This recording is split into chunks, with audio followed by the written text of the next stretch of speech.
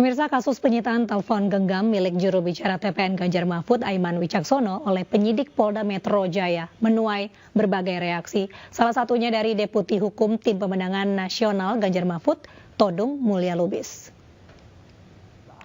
Yang dilakukan terhadap HP, ya, terhadap akun Instagram, ya, dan juga email dari saudara Aiman. Ya. Nah ini buat kita merupakan satu aba-aba, satu warning bahwa tindakan represif dari aparat penegak hukum itu sudah keterlaluan, sudah melewati kewajaran, ya, karena status saudara Aiman ini adalah saksi. Ya. Saudara Aiman ini belum jadi tersangka. Ya. Nah sebagai saksi, ya, penyitaan itu tidak. Lagi-lagi saya bilang, saya dengan resiko apapun, saya siap untuk mempertahankan handphone ini. Karena di dalam handphone ini ada sumber-sumber penting, termasuk juga narasumber yang dimaksud.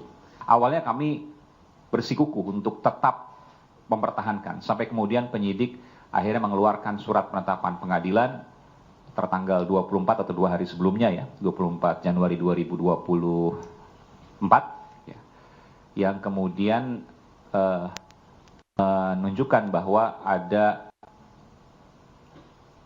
penyitaan tersebut dari penetapan Pengadilan Negeri Jakarta Selatan. Saya bilang ke tim hukum saya bahwa saya tetap tidak mau, tapi ada potensi pasal baru yang akan muncul, yakni obstruction of justice misalnya, atau perintangan penyidikan yang akan muncul dengan ancaman hukuman 10 tahun ketika saya tidak memberikan HP saya dan saya tidak punya upaya. Budayawan Butet Kertarejasa dilaporkan oleh relawan Jokowi ke Polda Yogyakarta atas tuduhan dugaan menghina Presiden Joko Widodo. Butet dituduh melakukan ujaran kebencian, pencemaran nama baik, dan perbuatan tak menyenangkan saat berkampanye untuk Capres-Cawapres Ganjar Mahfud. Mas Ganjar datang, lalu ada yang ngintili. Hari ini Mas Ganjar akan datang menemui kita. Kemarin sudah ada yang ngintili. Seniman Butet Kertarejasa dilaporkan ke Polda Yogyakarta atas tuduhan dugaan menghina Presiden Joko Widodo. Pelapor mengaku sebagai relawan Projo Yogyakarta, arus bawah Jokowi dan sedulur Jokowi. Mereka mendatangi kantor Polda Yogyakarta Selasa siang. Butet dianggap menghina Presiden Jokowi saat ikut serta berkampanye untuk Capres nomor urut 3 Ganjar Pranowo di alun-alun Wates Kulon Progo pada 28 Januari lalu. Budayawan Butet diduga melakukan ujaran kebencian, pencemaran nama baik, dan perbuatan tak menyenangkan. Beliau sepertinya juga putus asa, sehingga tindakan yang dilakukan juga ngawur dan membabi buta gitu, dengan melakukan penghinaan dan sebagainya, yang harusnya ketika kampanye politik itu menjelaskan program-program dari Mas Ganjar dan Mahfud, malah beliau memanfaatkan kegiatan kampanye untuk melakukan penghinaan terhadap Bapak Jokowi. Gitu. Sementara itu, tim kampanye daerah Prabowo Gibran mengaku pihaknya masih mengumpulkan sejumlah bukti laporan. Ini alat buktinya lagi kita kumpulkan, ya, karena alat buktinya itu pertama memang ada pada saat kampanye ada saksi yang menyaksikan langsung terkait dengan orasi dari beliau, dari Bapak yang terhormat Pak Butet, gitu. Terus yang kedua ada rekamannya juga sebagai bentuk bukti. Pada saat kampanye untuk Ganjar Mahfud, Butet menyampaikan kritik terhadap Jokowi. Kritik itu berisi kunjungan kerja Jokowi yang kerap membuntuti Ganjar, menyinggung revolusi mental hingga aksi bagi-bagi bansos. Dari Sleman, Yogyakarta, Heru Trijoko, iNews melaporkan. Capres nomor urut 3 Ganjar Pranowo mengunjungi sejumlah cagar budaya di Banda Neira, Maluku. Ganjar berjanji akan membangun moda transportasi di wilayah itu yang dinilai berpotensi jadi destinasi wisata.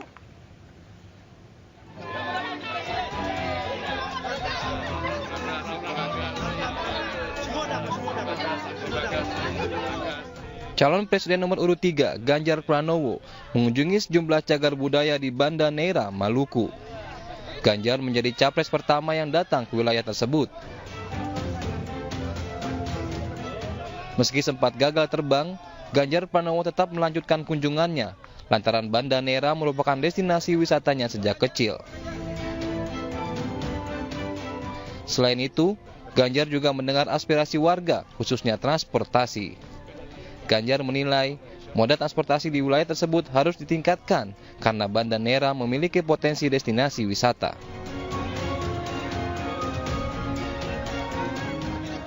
Kita harus melihat ujung-ujung Indonesia yang mesti kita lihat dan dengarkan apa yang menjadi harapan mereka. Pak Ganjar penerbangan dulu cukup banyak sehingga wisatawan masuk, tapi hari ini tidak. Bisa nggak dikembalikan lagi?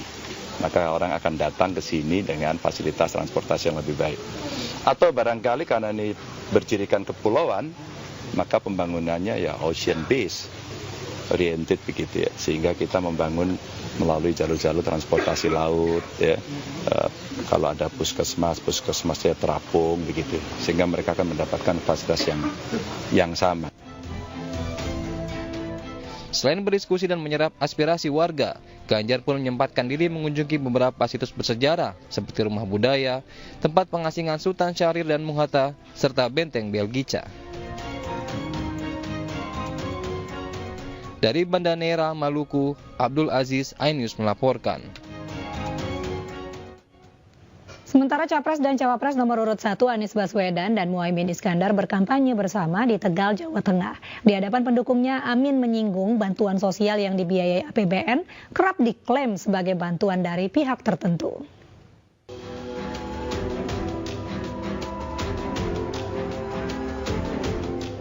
Ribuan pendukung calon presiden dan calon wakil presiden nomor urut 1 Anies Baswedan dan Muhaimin Iskandar memadati lapangan Desa Pendawa, Kabupaten Tegal, Jawa Tengah.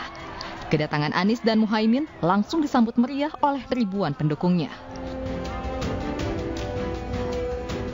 Di hadapan massa, Anies dan Muhaimin mengajak untuk memilih paslon yang mendukung perubahan.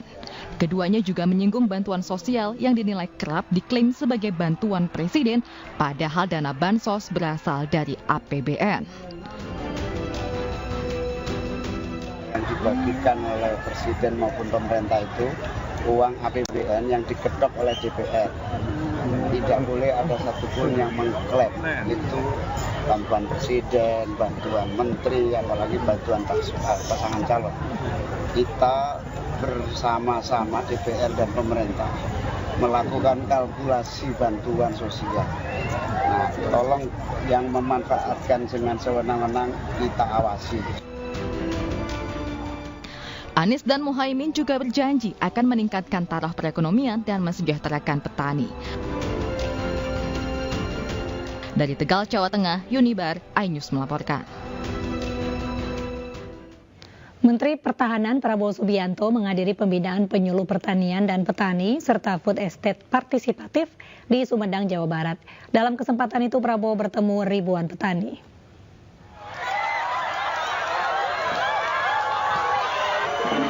Setibanya di lokasi acara di Sumedang, Jawa Barat, Menteri Pertahanan Prabowo Subianto langsung disambut para petani.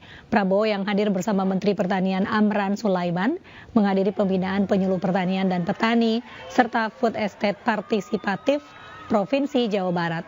Pemkab Sumedang sebagai tuan rumah telah mencanangkan 1 desa, 1 hektar lahan jagung dan padi sejak 2023. Program ini membuat produksi pangan 26 desa di 26 kecamatan meningkat.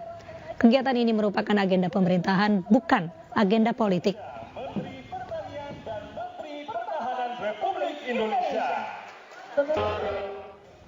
Ratusan anak di bawah umur didapati bersama orang tuanya menghadiri kampanye terbuka Prabowo Gibran di lapangan Pancasila Semarang, Jawa Tengah. 50 anggota Bawaslu Kota Semarang yang hadir untuk mengawasi, mengimbau orang tua untuk tidak melibatkan anak-anak mereka.